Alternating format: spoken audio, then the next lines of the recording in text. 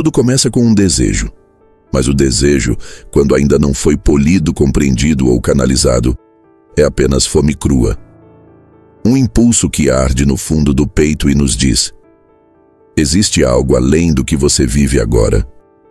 É nessa inquietação, silenciosa, muitas vezes incômoda, que se esconde o embrião de todo o poder verdadeiro. Maquiavel entenderia essa fome não como algo a ser reprimido, mas como o ponto de partida inevitável da transformação. Sem o desejo, o homem permanece estático, domesticado, submisso à estrutura que o cerca. Com o desejo, ele começa a se desconectar da normalidade e a imaginar uma realidade em que ele tem mais influência, mais liberdade, mais controle, mais voz. O desejo é o rompimento interno com o estado atual das coisas.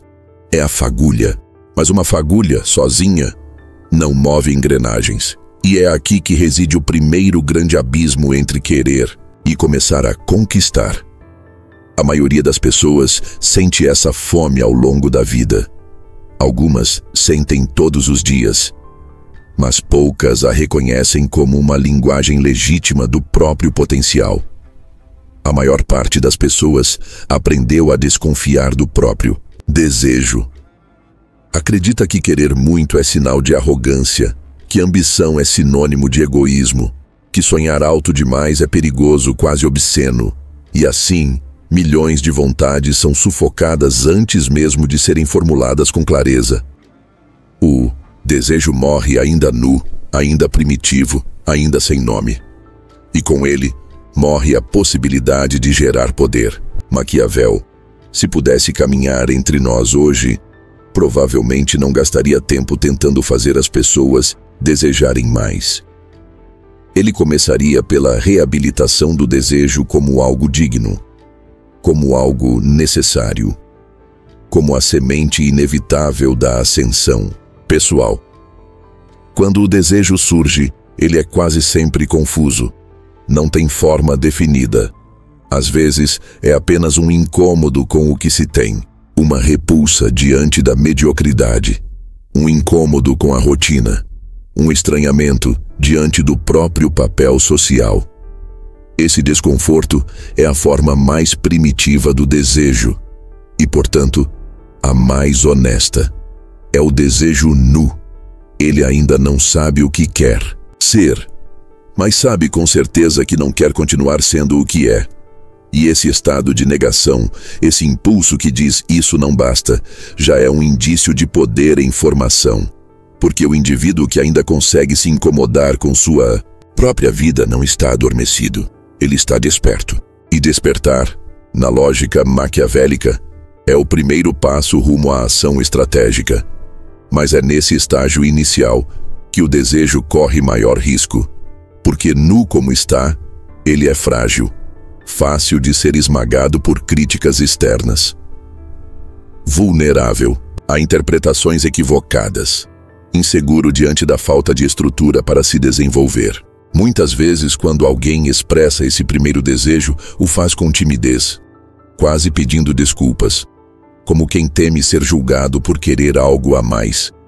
E o mundo quase sempre julga, com olhares, com frases, com silenciosos boicotes emocionais. Você não acha que está exagerando? Tem certeza que isso é para você? Mas sua vida já está tão boa. Esses comentários, disfarçados de cuidado, são armas inconscientes contra o nascimento do poder. Porque o desejo nu ainda não sabe se defender. Ele precisa de tempo, ele precisa de espaço e, acima de tudo, ele precisa de maturação interna antes de ser anunciado ao mundo. Maquiavel não confiaria ao ambiente o crescimento de um desejo nascente. Ele confiaria ao silêncio, ao recuo estratégico, ao cultivo privado. Porque todo desejo, quando ainda está se descobrindo, precisa ser protegido como se protege uma chama em meio ao vento. Não se compartilha o desejo nu com qualquer um, porque o mundo muitas vezes não está pronto para vê-lo. E o desejo ao ser revelado antes da hora, pode ser ridicularizado, mal interpretado ou rejeitado, o que leva muitos a matá-lo com as próprias mãos. Por isso, o primeiro movimento do desejo rumo ao poder é a introspecção. O reconhecimento íntimo e solene de que algo dentro de você se recusa a se contentar. Esse reconhecimento por si só já começa a alterar a forma como você se enxerga. E quem muda sua visão interna já começou a mudar sua realidade externa. O desejo cru, quando não é silenciado, começa a gerar movimento, pequeno, quase imperceptível. Você começa a agir diferente, a observar o mundo com outro olhar, a se irritar com as mesmas coisas, mas de um jeito mais firme. O desejo provoca rupturas lentas. Ele muda seus hábitos, suas conversas, suas prioridades. E sem perceber, você começa a se preparar para o que ainda nem sabe nomear. Esse é o ponto exato onde o desejo começa a deixar de ser fome e começa a se converter em força. Ainda não é estratégia, ainda não é plano, mas já é impulso, vital. E isso já te coloca em vantagem diante de quem ainda está completamente adormecido, anestesiado, repetindo a vida sem desejar nada além do que o ambiente oferece. Maquiavel sabia que o desejo é a matéria-prima do poder, mas que só se transforma em algo concreto quando encontra uma mente disposta a carregá-lo com disciplina. O desejo sem direção é apenas frustração acumulada, mas o desejo que encontra abrigo interno, que é alimentado com firmeza e protegido contra o olhar invasivo dos outros, começa a se condensar como energia política. Porque, em última instância, todo desejo verdadeiro é político. Ele deseja alterar a ordem das coisas, deseja modificar uma estrutura, deseja colocar o indivíduo em outro lugar na hierarquia do mundo. Mesmo que esse mundo seja apenas uma empresa, uma cidade, uma relação. Desejar é negar a posição atual. E negar o lugar que te deram é, ainda que de forma implícita, declarar guerra simbólica ao sistema. Esse é o desejo maquiavélico, aquele que nasce pequeno, mas já carrega a centelha da revolução pessoal. O grande erro da maioria é esperar que o desejo venha já acompanhado de clareza, de plano de ação, de suporte externo. Mas o desejo verdadeiro não chega pronto. Ele chega como ruptura.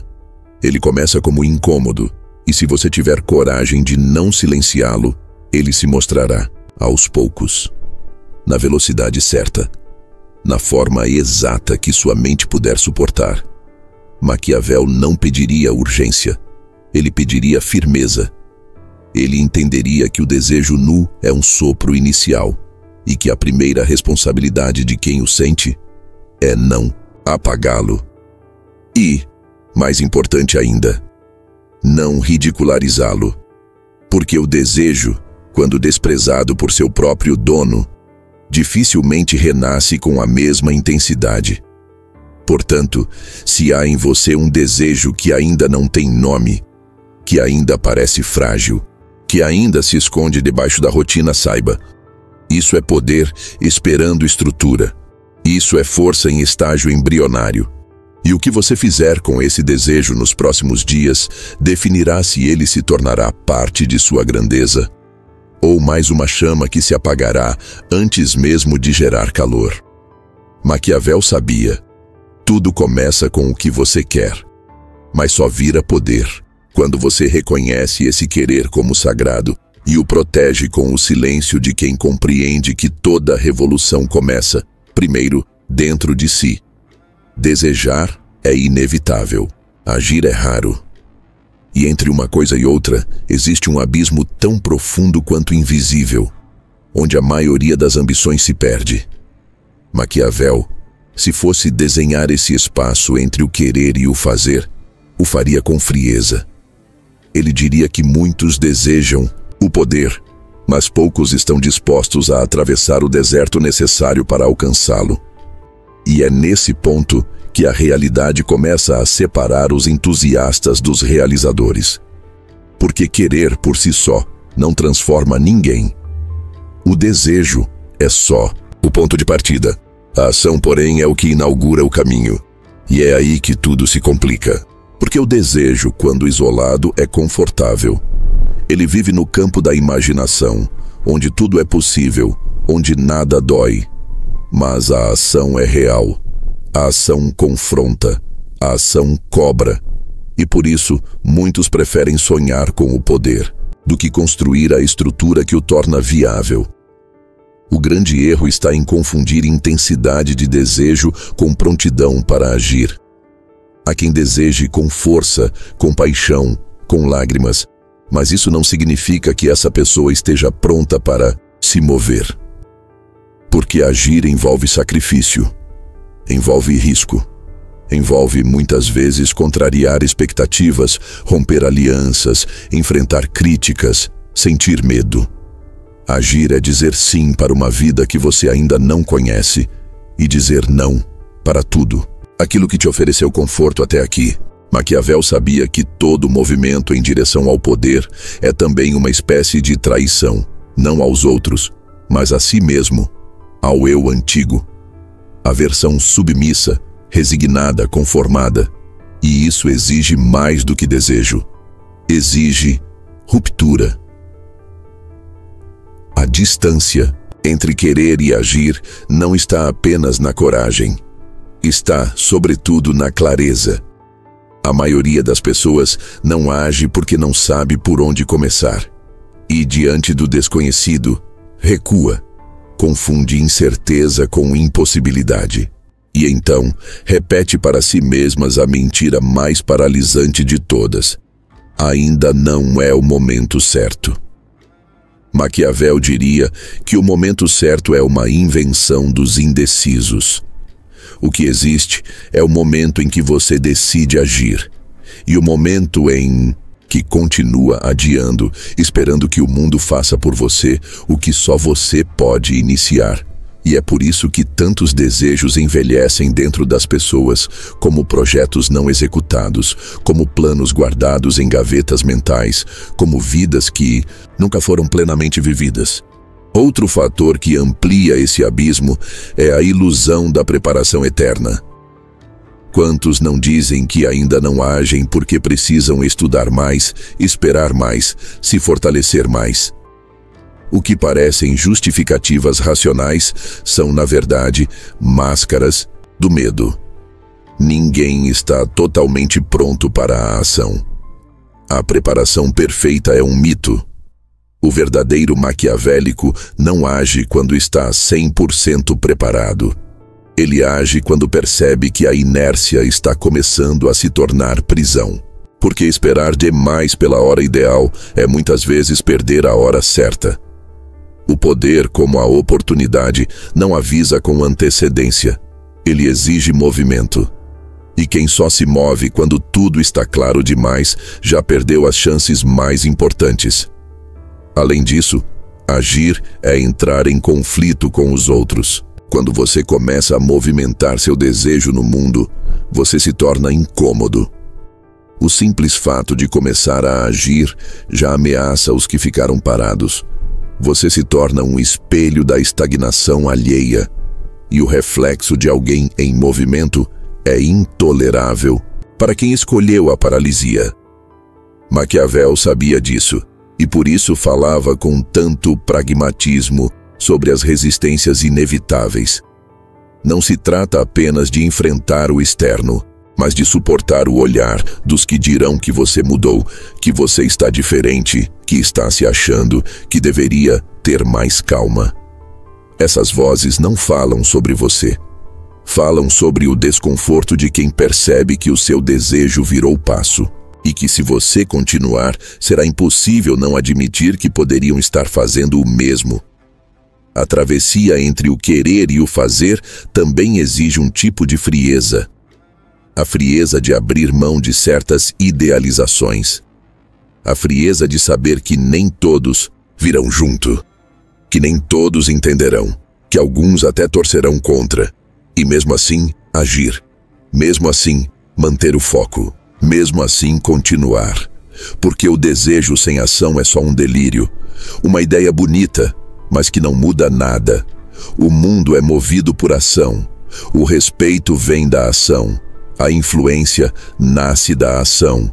E a transformação, a única que realmente importa, só acontece quando você se torna a prova viva de que seu desejo teve coragem suficiente para sair do campo das ideias. Maquiavel diria que o poder é um ato, não uma promessa. Um gesto, não uma intenção. E que por mais que o desejo seja legítimo, ele não terá nenhum efeito até que seja convertido em atitude prática. Mesmo que imperfeita, mesmo que arriscada, mesmo que incompleta.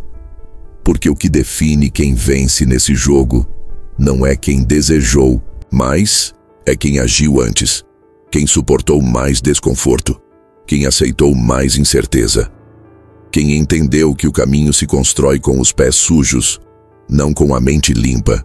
Quem ousou sair do lugar enquanto os outros ainda estavam desenhando planos impecáveis para futuros que nunca viriam. Portanto, se você sente o desejo ardendo em você, mas ainda não começou a agir, saiba, não é falta de desejo. É excesso de expectativa sobre o que deveria ser o primeiro passo. O primeiro passo não precisa ser grande. Ele só precisa existir, precisa ser real. Precisa ser hoje, porque todo desejo que não encontra ação começa a definhar. Ele se torna cobrança interna, depois se transforma em amargura e, por fim, em cinismo. E o cínico é aquele que um dia desejou, mas nunca teve coragem de atravessar o abismo. Maquiavel sabia, entre o querer e o fazer há um muro. Só quem escala esse muro conquista o direito de ser ouvido. E só quem age transforma o desejo em poder de verdade. Nem todo desejo que silencia está morto. Há vontades que continuam vivas dentro das pessoas, mesmo depois de anos sufocadas. Elas respiram fundo, escondidas em gestos pequenos, em frustrações, repetidas em olhares que desviam de si mesmos. Há vontades que foram reprimidas com tanto esforço que se tornaram quase invisíveis, mas jamais deixaram de pulsar. E a verdade é que, na maioria das vezes, não é a ausência de ambição que impede alguém de transformar sua vida, é o medo. Um medo tão silencioso e disfarçado que muitos o confundem com prudência, com racionalidade, com maturidade. Mas Maquiavel, sempre lúcido diante das máscaras humanas, veria logo o que está por trás desse comportamento. A distorção do desejo por medo de sua própria consequência. O desejo verdadeiro assusta, porque ele exige confronto com a zona de conforto. Ele pede rupturas, mudanças, novas versões de si mesmo. Desejar algo maior é, por definição, admitir que o que se tem não é suficiente. E isso nem sempre é fácil. Há quem aprendeu a sobreviver com pouco, a se calar para manter a estabilidade, a ser pequeno para não incomodar. Essas pessoas, quando são tocadas por um desejo autêntico, não o rejeitam de imediato. Elas até o sentem, até o admiram, mas no fundo se apavoram com o que ele exige. O desejo que emerge diante de alguém acostumado à obediência não é visto como possibilidade. É visto como ameaça. E o medo entra em cena para desfigurar a vontade, para fazer parecer imprudente o que na verdade é apenas ousado. E assim o desejo se recalca. Não por fraqueza, mas por autoproteção emocional. Esse medo se manifesta de forma sutil. Ele não grita, ele sussurra, ele diz, ainda não é o momento. E se der errado? Você tem certeza de que é para você? E cada uma dessas frases não vem de fora, vem de dentro. São construções internas para manter o desejo aprisionado, com algemas invisíveis, mas incrivelmente eficazes. Maquiavel sabia que o medo é uma das emoções mais políticas que existem, porque ele não apenas paralisa, ele organiza as pessoas em estruturas hierárquicas. O medroso se submete, o audacioso se projeta, E essa diferença determina quem será governado e quem governará. Quando o medo distorce o desejo, o que antes era uma ambição clara começa a parecer exagerada. A pessoa começa a duvidar do próprio querer. Ela racionaliza o que sente. E para não entrar em contato com o incômodo de estar traindo a si mesma, começa a julgar os que ousam. Os que seguem seu desejo passam a ser chamados de imprudentes, de gananciosos, de egocêntricos. Não porque sejam de fato, mas porque representam tudo aquilo que o medroso não teve coragem de enfrentar dentro de si. O medo, quando não é encarado, se transforma em crítica, em desdém. Em discurso moral, Maquiavel enxergaria isso com clareza. A maioria das críticas contra os audaciosos nasce da culpa dos que se omitiram. Mas há algo ainda mais perigoso nesse processo. Quando o medo se instala por tempo demais, ele começa a convencer o indivíduo de que o desejo nunca existiu. É a anestesia final. A pessoa se reconstrói emocionalmente para parecer satisfeita com o mínimo. Ela abraça causas que não são dela, ocupa papéis que não a representam, defende ideias que não a movem. Tudo para não admitir que, em algum momento, ela desejou algo maior e recuou. Essa negação do desejo é, para Maquiavel, uma das formas mais perversas de autossabotagem, porque ela não destrói apenas uma ambição, ela destrói a identidade de alguém. O sujeito deixa de ser quem era, apenas para não precisar lidar com a dor de não ter agido. Reconhecer que o medo existe é o primeiro passo para recuperar o desejo distorcido. Não há vergonha em ter medo. O que há é risco em deixar que ele governe. O medo, quando encarado, pode ser transformado em combustível. Ele mostra exatamente onde está o ponto de ruptura. Ele revela onde a coragem precisa entrar. E é por isso que o maquiavelismo não prega a ausência de medo. Ele prega o uso estratégico dele. Sentir medo e ainda assim agir é o que distingue os que transformam seu desejo em poder dos que se tornam fantasmas da própria vontade. Todo desejo que foi sufocado ainda pode ser recuperado. Ele está ali, esperando que o medo seja reconhecido como o que ele realmente é, uma tentativa da mente de preservar a estabilidade ao custo da grandeza. Maquiavel sabia que não há estabilidade verdadeira sem poder. E não há poder verdadeiro sem conflito. Quem deseja algo relevante precisa estar disposto a lutar contra seus próprios limites, a vencer os inimigos internos, a reestruturar sua psique. Porque só assim o desejo se liberta. Só assim ele deixa de ser um incômodo e se transforma novamente em direção.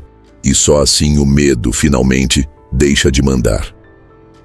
Se hoje você sente que seu desejo esfriou, se parece que você se acomodou, que desistiu sem perceber, olhe com atenção. Talvez não tenha sido desistência. Talvez tenha sido medo. Um medo que te ensinou a esconder sua vontade atrás de desculpas. Um medo que sabotou sua força e distorceu sua ambição até ela parecer egoísmo. Mas o desejo continua aí. Ele não morreu. Ele apenas espera que você tenha coragem de tirar as lentes distorcidas que o medo te obrigou a usar. Maquiavel não diria, enfrente o medo com coragem poética. Ele diria, enfrente com inteligência. Exponha a mentira emocional que ele criou. Observe onde ele se instalou. E vá até lá, com olhos firmes, e diga, eu sei o que eu quero, e dessa vez vou até o fim. Desejar é fácil. Tornar-se alguém compatível com aquilo que se deseja. Essa é a parte que transforma homens comuns em figuras raras. Porque o desejo, por mais forte e legítimo que seja, não basta. O mundo não entrega o que você quer. Ele entrega o que você suporta. E é por isso que Maquiavel nunca teria respeito por quem apenas sonha. Para ele, o desejo verdadeiro impõe uma exigência silenciosa. Você precisa se transformar para merecer aquilo que diz querer. precisa evoluir, endurecer, ajustar-se. Porque não é o desejo que se adapta ao sonhador.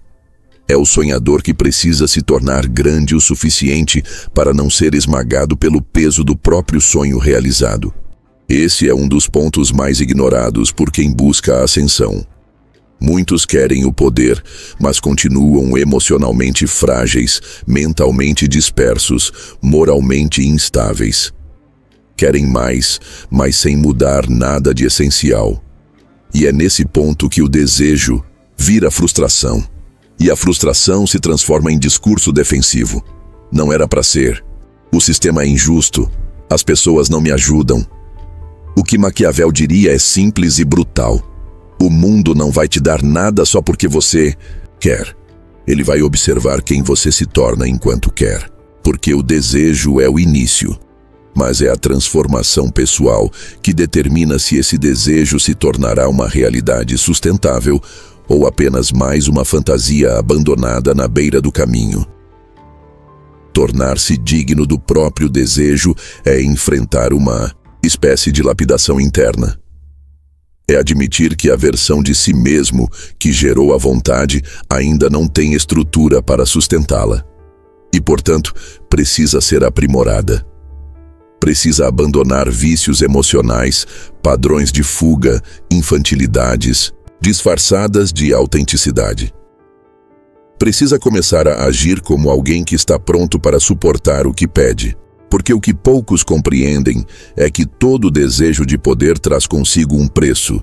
E esse preço não é pago com esforço pontual, mas com reconstrução pessoal contínua. Você quer mais influência? Então precisa suportar mais pressão. Quer mais liberdade? Precisa saber tomar decisões duras. Quer respeito? Precisa agir com mais consistência. Não se trata de merecimento simbólico. Trata-se de capacidade real.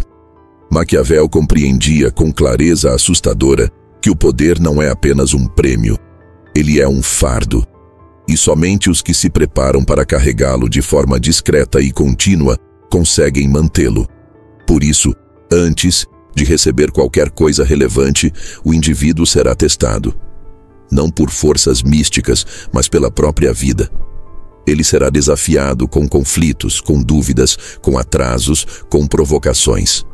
E cada resposta que ele der nesses momentos servirá como evidência de quem ele está se tornando. Se recua diante da crítica, se desorganiza diante da frustração, se explode diante da rejeição, ele prova que ainda não está pronto. E o desejo será adiado. Porque o mundo, mesmo em sua crueldade, é lógico.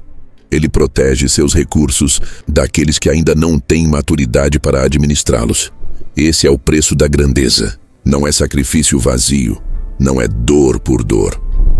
É a responsabilidade de evoluir antes de receber. E esse tipo de crescimento não é exterior, é interno. Envolve treinar a mente para suportar o desconforto da demora, o ego para aguentar, o silêncio dos outros, o coração para continuar mesmo sem aplausos. Envolve aprender a ser grande por dentro muito antes de parecer grande por fora. Porque o poder, quando chega a alguém não preparado, não engrandece, destrói. Ele cobra equilíbrio, e esse equilíbrio só vem quando o indivíduo aceita que desejar algo impõe a ele uma obrigação: melhorar. O erro mais comum dos ambiciosos e maturos é exigir resultados maiores do que a versão atual deles consegue sustentar. Eles desejam impacto, mas continuam sendo reativos. Desejam reconhecimento, mas ainda se escondem do trabalho duro. Querem liderança, mas não sabem liderar a si mesmos. E quando não conseguem o que querem, jogam a culpa em tudo, menos na própria falta de preparo. Maquiavel, se estivesse à frente deles, diria sem hesitação: você quer mais do mundo do que você entrega de si. E essa frase, crua como é, resume o motivo pelo qual tantos desejos legítimos fracassam, não por falta de esforço, mas por falta de transformação. Tornar-se digno do próprio desejo é o estágio em que o querer se transforma em projeto de si mesmo. É o momento em que o indivíduo percebe que nada virá de fora se antes ele não reformular o que está dentro. E é por isso que esse momento é doloroso, porque exige confronto, exige disciplina, exige um tipo de maturidade que não aparece nos discursos, mas nas escolhas diárias, no que você aceita, no que você ignora, no que você decide sustentar, mesmo quando está cansado. Maquiavel chamaria isso de virtude, a força interior que molda o destino mesmo em meio ao caos. Se hoje você sente que deseja algo maior, mas ainda não conseguiu chegar perto disso, talvez a pergunta não seja por que ainda não veio, mas sim quem eu ainda não me tornei. Essa pergunta não acusa, ela desperta, ela realinha, porque o desejo não vai desaparecer, ele vai cobrar sua evolução. E se você tiver coragem de crescer para se tornar compatível com ele, então sim, ele começará a se tornar real, não como mágica, mas como consequência. Porque no mundo maquiavélico, a grandeza não é concedida, é conquistada por quem aprendeu em silêncio a merecê-la. Desejar algo grande é o primeiro passo. Tornar-se digno desse desejo é o segundo, mas nenhum deles por si só garante que o poder virá, porque há um terceiro elemento, igualmente decisivo, que define se o desejo será apenas uma vontade bem intencionada ou se realmente se converterá em domínio real sobre a própria vida, a escolha do campo de batalha. Maquiavel, com sua mente voltada à eficácia e ao jogo político, sabia que mesmo os mais preparados podem fracassar se agirem no território errado. O lugar onde você decide começar sua movimentação, o espaço onde planta a primeira semente do poder, é o que determina a qualidade e a durabilidade de tudo que virá depois. Muitos falham não porque desejam pouco ou porque não evoluíram o suficiente, mas porque escolheram o campo de ação errado, onde suas habilidades são ignoradas, suas estratégias são minadas e sua presença não é valorizada. No mundo real, o campo de batalha não é necessariamente um lugar físico. Pode ser uma carreira, uma empresa, uma relação, uma cidade, uma rede social, uma causa. É o cenário onde você decide investir sua energia vital. É ali que você se expõe, constrói, luta, resiste e tenta ascender. O problema é que muita gente, movida pela ansiedade de começar, entra em qualquer terreno, acreditando que a força do desejo será suficiente para vencer as adversidades. Mas Maquiavel não via o mundo com esse romantismo. Ele sabia que há terrenos onde você, por mais brilhante que seja, será sufocado. Ambientes onde as regras do jogo são viciadas, onde a cultura dominante invalida seu talento, onde as pessoas certas não estão te vendo, onde sua presença não altera nada. E nesses lugares, insistir é como tentar plantar uma árvore em solo infértil. A culpa não é da semente, mas da terra. Escolher o campo certo exige mais do que pressa, exige leitura, exige análise. Exige paciência para observar o ecossistema onde você pretende entrar. Quem manda nesse território? Quais são as leis não ditas que regem esse espaço? Como o sucesso é medido aqui? Quem são os aliados possíveis e os sabotadores disfarçados? Quais são as oportunidades reais e quais são armadilhas revestidas de elogio? Essa análise estratégica, que Maquiavel chamaria de leitura do cenário, é um dos passos mais ignorados por quem está movido pela ânsia de conquistar. E é justamente por ignorar o terreno que muitos desejam vencer batalhas, em guerras que não lhes pertencem. Outro erro comum é tentar impor sua lógica pessoal a um sistema que não vai te ouvir. Há quem queira mudar o mundo inteiro antes de mudar o campo onde está inserido. Há quem tente transformar uma empresa tóxica com discursos idealistas. Há quem queira florescer num meio onde não existe sequer luz suficiente para crescer. E depois de serem esmagados, esses indivíduos se dizem vítimas da realidade. Mas Maquiavel diria que não foram vítimas, foram tolos. Porque todo estrategista sabe, você não começa sua batalha onde o inimigo é mais forte, onde o terreno é desconhecido, onde seus movimentos serão imediatamente anulados. Você começa onde tem vantagem, onde pode crescer sem chamar atenção demais, onde seu potencial pode ser testado, aprimorado, reconhecido.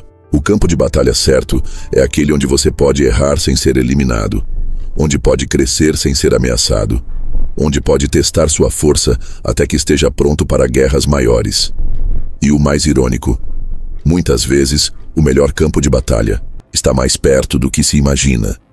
Está nos pequenos círculos, nas oportunidades locais, nas conexões que já existem. Só que o ego quer começar de cima, quer o palco maior, quer ser aplaudido antes mesmo de merecer o lugar. E esse ego cega. Ele ignora as arenas mais acessíveis, mais estratégicas, mais seguras, porque está seduzido pelo glamour da exposição. Maquiavel jamais recomendaria o caminho mais visível. Ele recomendaria o caminho mais viável. O território onde a influência pode ser construída com solidez, com inteligência, com tempo. Porque ele sabia que o poder que nasce de forma discreta tende a durar mais do que aquele que explode de repente, sem base, sem apoio, sem enraizamento. Escolher o campo certo é, portanto, um ato de humildade estratégica. É admitir que você ainda não pode tudo, mas pode começar onde sua força já é percebida, ainda que em pequena escala. É entender que um desejo grandioso precisa de um início realista. Que o império precisa começar com um território, por menor que seja. E que um campo bem escolhido é o que define se você terá as condições necessárias para crescer com consistência. Porque o crescimento não acontece onde você quer. Ele acontece onde existe solo fértil, clima favorável e espaço para se expandir. Antes de iniciar qualquer movimentação concreta, pergunte-se: onde minha presença pode causar impacto real agora? Onde meus esforços não serão ignorados? Onde posso crescer com menos resistência e mais aprendizado? Onde posso errar sem me destruir? Essas perguntas, simples e cruas, são o que separa os que vão longe dos que se queimam cedo demais. Porque o mundo não favorece apenas os fortes, ele favorece os que sabem onde lutar. Maquiavel, se estivesse ao seu lado agora, não te diria para começar qualquer coisa em qualquer lugar. Ele olharia o cenário com você, mediria as forças, observava os ventos, e então apontaria o campo onde, mesmo pequeno, você teria chance real de iniciar sua construção. Porque ele sabia que os grandes movimentos não se dão onde todos estão olhando, mas onde quase ninguém percebe o que está prestes a acontecer. Poucas coisas são mais poderosas do que uma movimentação que não foi percebida. No mundo das ideias, falar sobre seus planos pode até parecer libertador, uma demonstração de clareza e compromisso. Mas no mundo real, onde interesses se entrelaçam, onde egos colidem e onde o sucesso de um desperta o incômodo de muitos, a verdadeira força está na capacidade de agir em silêncio. Maquiavel compreendia que o poder, quando anunciado antes da hora, atrai resistência. Ele sabia que a estratégia não deve ser um espetáculo, deve ser um processo invisível, porque o que não é percebido não pode ser atacado, e o que não é atacado cresce com mais estabilidade. Planejar sem ser notado não é esconder-se por medo, é esconder-se por inteligência. É preservar o processo de maturação da sua estratégia até que ela esteja sólida o suficiente para se sustentar mesmo sob julgamento, inveja ou sabotagem. A estratégia silenciosa permite que você avance sem disparar alarmes. Enquanto os outros estão ocupados com o barulho que criaram ao se expor, você constrói fundações. Enquanto os ansiosos querem provar ao mundo que estão se movendo, você escolhe se mover na direção certa, mesmo sem testemunhas. E esse movimento silencioso gera um tipo de poder que não pode ser antecipado. E por isso mesmo, não pode ser interrompido. O erro de muitos é acreditar que falar sobre o plano fortalece o plano, que contar para os outros traz reforço, incentivo, aprovação. Mas Maquiavel, com sua frieza pragmática, diria que contar é uma forma disfarçada de insegurança. O que é forte não precisa ser confirmado.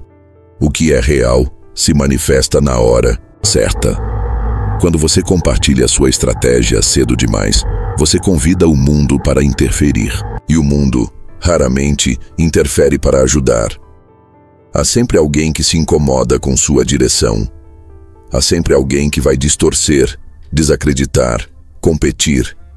E há sempre alguém que, ao saber dos seus planos, se antecipa e age primeiro. A antecipação alheia é o maior risco de quem revela cedo demais. Além disso, o silêncio estratégico protege sua energia. Quando você fala sobre o que ainda não fez, você gasta força emocional tentando convencer os outros e a si mesmo de que seu plano é bom. Você entra no jogo da explicação, da defesa, da racionalização. E nesse processo perde o ímpeto que deveria estar voltado à execução. A estratégia silenciosa evita esse desperdício. Ela canaliza toda a energia para o que importa, a construção. Você não precisa justificar, anunciar, expor. Você apenas age. E quando age, colhe. E quando colhe, então, e só então, permite que o mundo veja o que foi feito, porque agora já é tarde demais para que te impeçam. Maquiavel via no silêncio um aliado do poder. Não o silêncio passivo, resignado, submisso, mas o silêncio ativo, calculado, carregado de intenção. Um silêncio que observa mais do que fala, que escuta para entender o território, que finge distração enquanto planeja a próxima jogada. Esse tipo de silêncio é mal interpretado por quem tem pressa. É visto como fraqueza, como ausência de ambição, mas é justamente por parecer inofensivo que ele é tão eficaz. Quem não parece ameaçador, avança sem resistência. Quem parece estar parado, tem tempo para organizar-se. Quem parece conformado, está muitas vezes prestes a surpreender. E a surpresa no jogo do poder é uma das armas mais decisivas. A estratégia silenciosa também impede que os outros interfiram com conselhos mal intencionados, disfarçados de preocupação. Quando você fala do seu plano, muitos vão opinar. Vão sugerir ajustes, mudanças, recuos, nem sempre por maldade, às vezes por projeção dos próprios medos. E se você ainda não está sólido por dentro, essas vozes externas entram como verdades. E aos poucos você passa a adaptar sua estratégia ao gosto dos outros, e não mais à sua essência. O silêncio protege sua integridade. Ele te obriga a confiar em sua própria leitura. E ao confiar em si, você se torna mais preciso. E ao ser preciso, você se torna perigoso. Perigoso no melhor sentido. Incontrolável. Há também um poder simbólico no silêncio. Quando você não fala, você se torna um enigma. E o enigma gera atenção, gera curiosidade, gera respeito. Quem não se expõe com frequência é lembrado com intensidade. Quem não se justifica é percebido como firme. Quem não anuncia, mas entrega, é visto como alguém que realmente sabe o que está fazendo. Maquiavel diria que o verdadeiro príncipe não precisa prometer. Ele precisa aparecer quando o castelo já está de pé. E que a autoridade mais respeitada é aquela que não gritou por atenção, mas construiu em silêncio até que o mundo não pudesse mais ignorá-la. Portanto, se você está em fase de planejamento, se ainda está ajustando seu movimento, se ainda está construindo os primeiros passos da sua jornada rumo ao poder, lembre-se, seu maior aliado agora é o silêncio. Proteja seu plano do excesso de exposição. Evite anunciar o que ainda está em gestação. Cuide do que está nascendo como quem protege uma obra de arte antes da inauguração. Porque quando ela estiver pronta, será impossível que não percebam. E então, não haverá mais o que impedir. Maquiavel sabia: quem se mostra cedo demais desperta inimigos que ainda não precisava ter. Quem cala, constrói. E quem constrói em silêncio, escolhe quando e como será visto. Não importa o quão nobre ou legítimo seja o seu desejo. Se ele é grande o suficiente, ele vai incomodar alguém. Porque todo desejo autêntico, quando começa a se manifestar no mundo como ação, como presença, como ambição visível, altera a ordem das coisas. E ao alterar essa ordem, inevitavelmente você pisa em terrenos onde antes reinava a acomodação alheia. Maquiavel entenderia isso com perfeição. Ele sabia que a ascensão de um sempre desperta, nos que permanecem imóveis, o desconforto profundo de se verem ultrapassados. E é a partir desse desconforto que surge a resistência. Ela pode vir disfarçada de conselhos, pode vir como críticas veladas, pode se apresentar como ausência súbita de apoio. Mas o que há por trás de tudo isso é o mesmo sentimento. Sua movimentação ameaça quem se acostumou a vê-lo parado. A resistência não é um acidente. Ela é parte natural da trajetória de quem começa a crescer. E quanto mais genuíno for seu desejo, quanto mais clara for sua direção, quanto mais firme for seu passo, mais ela se manifesta. O erro, porém, é interpretar essa resistência como um sinal de que você está no caminho errado. A maioria, ao enfrentar oposição, começa a duvidar. Será que estou exagerando? Será que estou forçando demais? Será que não seria melhor voltar ao que era? E nessa dúvida, muitos recuam. Maquiavel jamais aprovaria isso. Para ele, a resistência é uma confirmação, uma prova de que você está, de fato, saindo do lugar. E saindo com força o suficiente para que os outros sintam o impacto. O que poucos compreendem é que o seu desejo, quando começa a produzir movimento real, começa também a reorganizar as relações ao seu redor. Pessoas que se sentiam superiores agora se sentem ameaçadas. Amizades baseadas na sua limitação começam a se tornar desconfortáveis. Parcerias que funcionavam bem quando você estava abaixo da linha, agora ficam desequilibradas. Tudo isso é esperado. Porque o poder, mesmo em suas versões iniciais, carrega consigo uma espécie de energia que reorganiza a hierarquia emocional dos ambientes. E quem estava posicionado acima de você, mesmo que simbolicamente, agora sente a estrutura tremer. A resistência é, portanto, um sintoma de deslocamento de poder. E deslocamento de poder nunca acontece em silêncio absoluto. Maquiavel ensinaria que resistências não devem ser enfrentadas com confrontos diretos, ao menos não de imediato. Elas devem ser observadas, mapeadas, compreendidas. Antes de revidar, antes de responder, o estrategista maquiavélico escuta. Ele decifra a fonte da resistência. Ele avalia se há algo a aprender com ela, se há algo útil a extrair. Porque nem toda oposição é pura inveja. Às vezes, há críticas que, embora motivadas por desconforto, trazem verdades preciosas sobre a forma como você está se movendo. O desafio está em filtrar, distinguir entre o ruído do medo alheio e o eco de uma advertência útil. Só depois dessa leitura vem a resposta. E essa resposta, quase sempre, não é verbal. É consistência, é continuidade, é resultado. Nada desarma a resistência mais rápido do que a firmeza silenciosa. Quando você mantém o ritmo mesmo diante do atrito, você envia um sinal claro. Não estou pedindo permissão. E esse sinal, ainda que gere incômodo no início, aos poucos estabelece uma nova ordem. Os que resistem acabam se rendendo ao óbvio. E o óbvio é que você não recuou, que você continuou, que você fez. E é nesse ponto que a resistência começa a se transformar.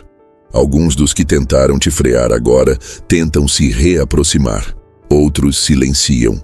Alguns se afastam de vez. Mas você, se for fiel ao próprio desejo, já terá construído solo novo, mais sólido, mais limpo, mais honesto. Há também um aspecto emocional que precisa ser enfrentado. A dor de perder relações que não sobrevivem ao seu crescimento. Isso é real. Crescer custa. E o custo mais alto, muitas vezes, não está no esforço, mas nas perdas simbólicas. Mas Maquiavel diria, é melhor ser temido do que amado, se não puder ser ambos. Traduzido para essa realidade, isso significa, é melhor perder o afeto de quem não suporta seu brilho do que perder a si mesmo para continuar sendo aceito. O poder, quando nasce de dentro, precisa romper laços frágeis. E o desejo, quando é verdadeiro, exige uma espécie de lealdade a si que supera a necessidade de manter tudo como era. Você não pode se expandir e continuar ocupando o mesmo espaço emocional de antes. Algo terá que ceder. E que seja o passado, não o seu futuro. Lidar com resistência, portanto, não é apenas uma questão de tática. É uma questão de identidade. Você precisa decidir todos os dias quem vai comandar sua jornada. O desconforto dos outros ou a verdade que pulsa em você. Maquiavel te lembraria: o mundo se curva com o tempo a quem permanece. A resistência é só o preço inicial. E quem paga esse preço com firmeza constrói um tipo de respeito que não pode mais ser revogado. Conquistar algo é apenas metade do caminho. A outra metade, a mais difícil, a mais invisível, a mais negligenciada, é manter o que foi conquistado. Maquiavel sabia que o poder obtido sem estrutura para sustentação é como um castelo erguido sobre areia. Impressiona à primeira vista, mas ruirá com a primeira tempestade. E por isso, ele jamais romantizaria o momento da vitória. Pelo contrário, para ele, o instante em que seu desejo começa a produzir resultados concretos não é o fim de uma trajetória, é o início da fase mais perigosa. Porque agora, além de ter, você precisa proteger. Além de comandar, você precisa manter o controle. E além de mostrar força, você precisa mostrar inteligência duradoura. O erro da maioria está em baixar a guarda quando finalmente conquista algo. O desejo realizado traz um alívio, um orgulho, uma sensação de missão cumprida. E é nesse estado de exaltação que muitos caem. Porque confundem vitória com estabilidade, resultado com permanência, aplauso com fidelidade. E o mundo silenciosamente observa. As alianças começam a mudar, as expectativas aumentam, as cobranças surgem. Os olhos invejosos se multiplicam, e o que antes era apoio, agora se converte em disputa. Maquiavel sabia, o poder muda tudo, não apenas quem o detém, mas o ambiente ao redor. Aquele que conquista algo novo precisa entender que o jogo muda a partir daí. E o novo jogo é sobre solidez, sobre blindagem, sobre governar sem ser removido. Consolidar o poder significa estabelecer estruturas internas e externas que sustentem sua nova posição. Internamente, você precisa reforçar sua disciplina. Precisa evitar o relaxamento. Precisa continuar crescendo, mesmo que já tenha colhido frutos. Porque o maior erro de quem conquista é parar de evoluir. É estacionar. É acreditar que já chegou onde precisava. Maquiavel veria esse erro como sinal de fragilidade, porque ele sabia que o poder estagnado atrai quedas. Você não pode parar de se refinar, de observar, de fortalecer. O desejo que te levou até ali precisa ser atualizado. precisa encontrar novas direções, novas metas, novos riscos, porque o poder parado apodrece, e apodrece quem o carrega. Externamente, consolidar o poder exige leitura política constante. Você precisa saber quem está ao seu lado por convicção e quem está por conveniência. Precisa mapear possíveis ameaças. Precisa manter aliados próximos e, ainda assim, observá-los. Precisa manter canais de influência ativos, sem depender de um único meio ou pessoa. Precisa comunicar com firmeza, mas sem arrogância. Precisa gerar valor continuamente para os que orbitam seu campo. Maquiavel não via o poder como algo absoluto, mas como algo relacional. Você só continua poderoso enquanto as relações ao seu redor sustentarem essa percepção. Perceba, é percepção. O poder não é apenas o que você tem, mas o que os outros acreditam que você tem. E manter essa crença viva exige vigilância contínua. Há também um ponto crucial: o cuidado com o ego. A conquista tende a inflar a autoimagem. Você começa a acreditar que é intocável, que sempre acertará, que já está acima do erro. E é exatamente nesse ponto que se instala o risco. O ego que cresce demais começa a tomar decisões sozinho. E o ego isolado da realidade é o maior inimigo do poder sustentável. Maquiavel alertaria: mantenha-se lúcido. Lembre-se de como chegou até aqui, do que teve que suportar, dos detalhes que ninguém viu, do silêncio que precisou manter. Não despreze os princípios que te trouxeram até o topo, porque é por eles que você permanecerá lá. Quem esquece sua base se torna vítima da própria vaidade. E a vaidade, para o maquiavelismo, é sempre uma brecha que convida à queda. Consolidar. O poder também significa assumir a responsabilidade de ser referência. Agora há olhos sobre você. Expectativas. Gente que se inspira e gente que torce pela sua falha. E é por isso que você não pode mais se dar ao luxo da instabilidade emocional, das reações impulsivas, da exposição desnecessária. O que antes era uma jornada pessoal, agora se tornou um território visível. E toda movimentação sua, a partir de agora, será interpretada, comentada, julgada. Por isso, maturidade é essencial. Você precisa se tornar um porto estável em meio ao caos. Precisa ser previsível no que é necessário e surpreendente onde ninguém espera. Esse é o equilíbrio que mantém o poder em pé. Constância por fora, complexidade por dentro. Antes de se considerar vitorioso demais, pergunte-se: o que ainda pode me derrubar? Quais são as fragilidades que eu não estou enxergando?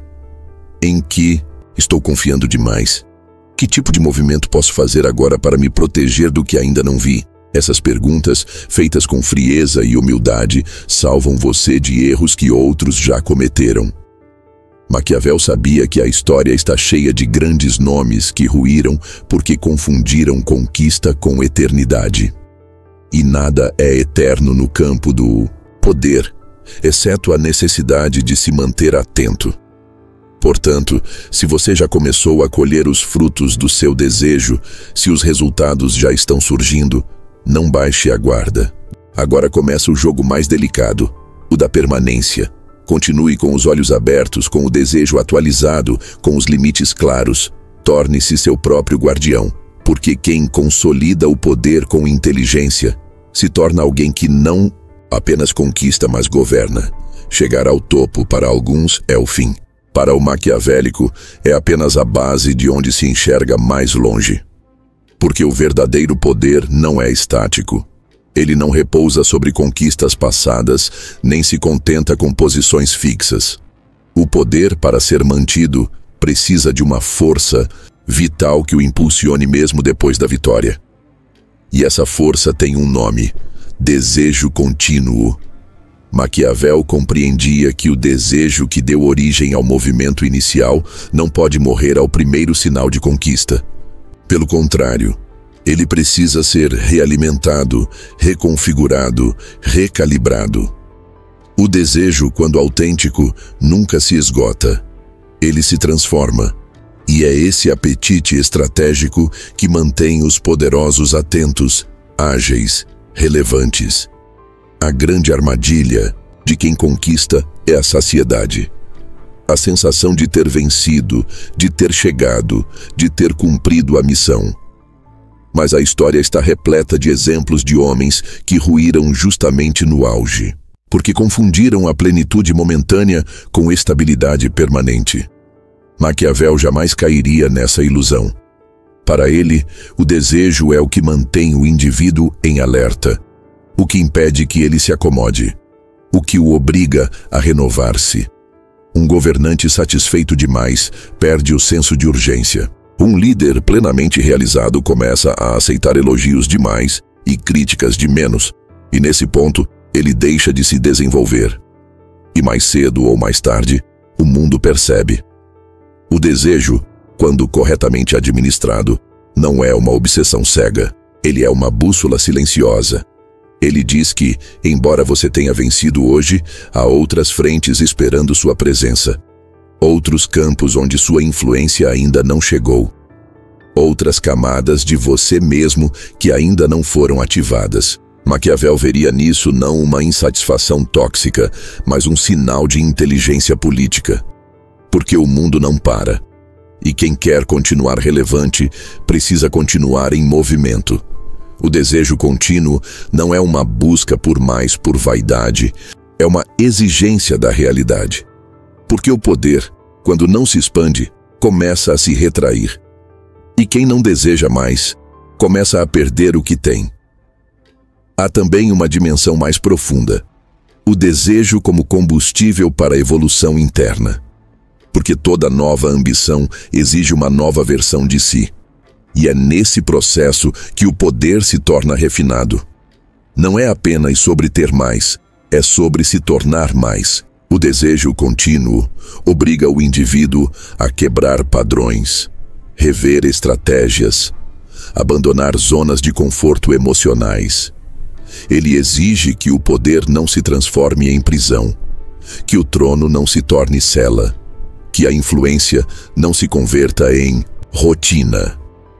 Maquiavel, com sua aversão à estagnação, jamais aceitaria que um líder permanecesse o mesmo enquanto o mundo muda ao redor.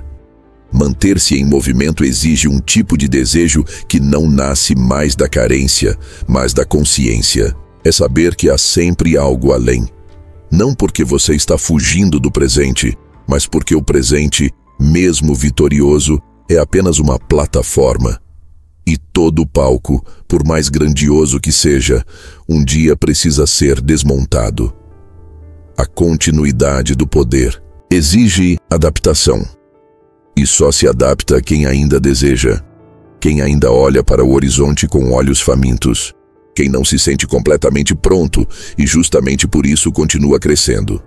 Mas atenção, desejar mais não significa nunca estar em paz. O maquiavelismo não prega a agitação sem fim. Ele prega o domínio.